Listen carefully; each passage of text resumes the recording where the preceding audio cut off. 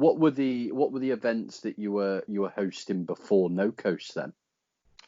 I hosted a lot of parties, and a lot of like I would have punk bands come through, and yeah. So I guess it started with I when I was 15, I would rent out the community center called the Knights of Columbus Hall, which we called the Cock Hall, and kids would drive from all over, like kids would drive from like hours around just out in the sticks to like come and see these punk bands and like these pop punk bands or whatever.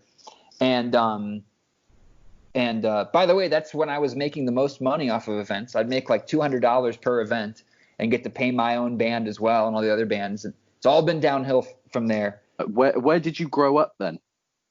I grew up on a farm in an intentional community in the woods. It's about an hour away from St. Louis, and it's the middle of nowhere.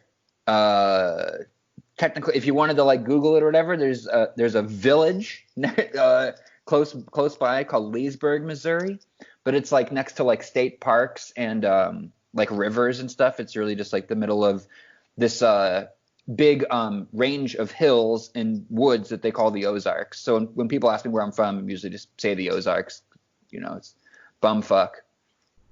Okay, But makes sense. yeah, middle of nowhere on a little hippie commune. So, got to hear a lot of cool music, a lot of good like folk and rock music through my parents and all their friends, but they didn't care about rap. So Were you always big into hip hop as well? Not always. I got into punk rock really early at like 11 and 12. Some new Beastie Boys came out, and I think like 8 Mile came out, and I just it kind of like pulled me into like the technicality, more, and like the instrumentation, and then the adrenaline of battling, and I just totally 180'd. And I remember I like showed up to band practice and had a chain on and baggy pants and was like, we're gonna be rappers now, and like bought my guitarist like a turntable set. And like it was like, I've got news, because I was always kind of like the leader dude. I was always kind of like the Leonardo of the from the Ninja Turtles of my group. And so I was like, guys, we're rappers now or whatever. And yeah, just it would have been like 03, 04. Started watching every battle I could find online, which at that point was like not that many guys, like but yeah, just became obsessed with it basically.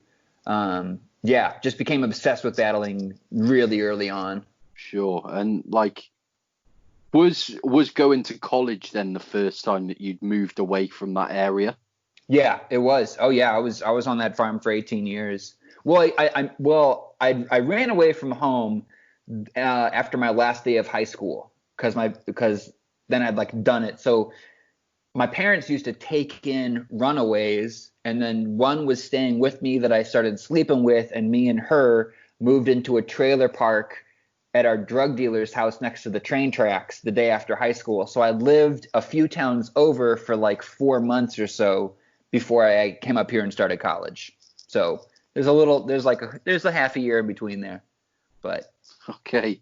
Yeah. Yeah. I mean, you've got a fascinating story, man. You really do. Like it's Thank you. It's very interesting.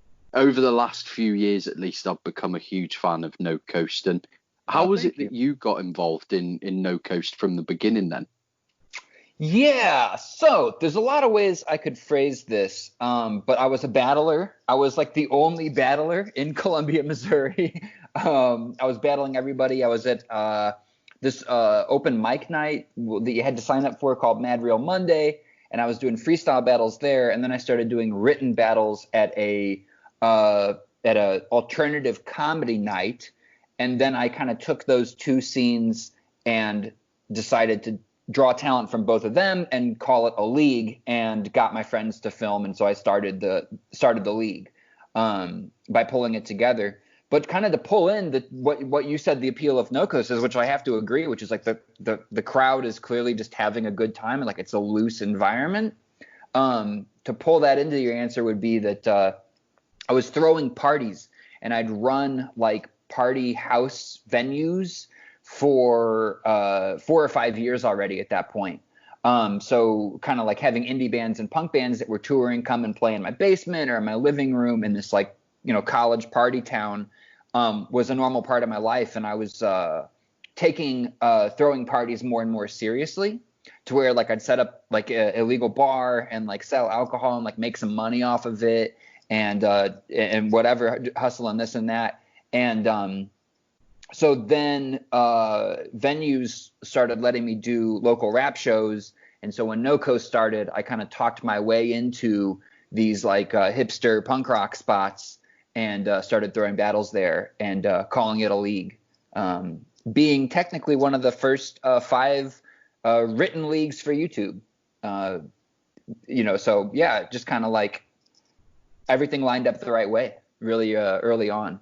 You've been in quite a successful punk band as well as being involved in battle rap. Is that right? Yeah, as successful as a punk band can be, Sure. whatever that is. Yeah, we kind of just hit a good angle at the right time and did like a art punk thing when people were looking for that. It was a band called Task Force, and so we just had like one piece of vinyl come out, but I'll still like see it in a record store, which is pretty surreal. But yeah, toured that for a little bit. How long ago was it that you kind of went on tour with the band then? Let's see. Actually, at the same time that No Coast was starting, so it was about 10 years ago. Okay. And in fact, it was kind of like when No Coast happened, I'd gotten my life together somewhat. I'd quit doing drugs. I was just drinking and smoking pot for the first time. So it kind of temporarily cleaned up my head, and I got No Coast going, and then I fell off again and got into the punk thing. And so it's kind of like No Coast success kind of threw me off a little bit. And so you can actually kind of see it. Like if you watch the early videos, there's me like talking and looking like a sane person. And then like a year later, I'm got my mohawks crooked and like my shirt's half on and I'm all disheveled and saying wacky shit. And that's because I was off and on touring with the punk band at that time.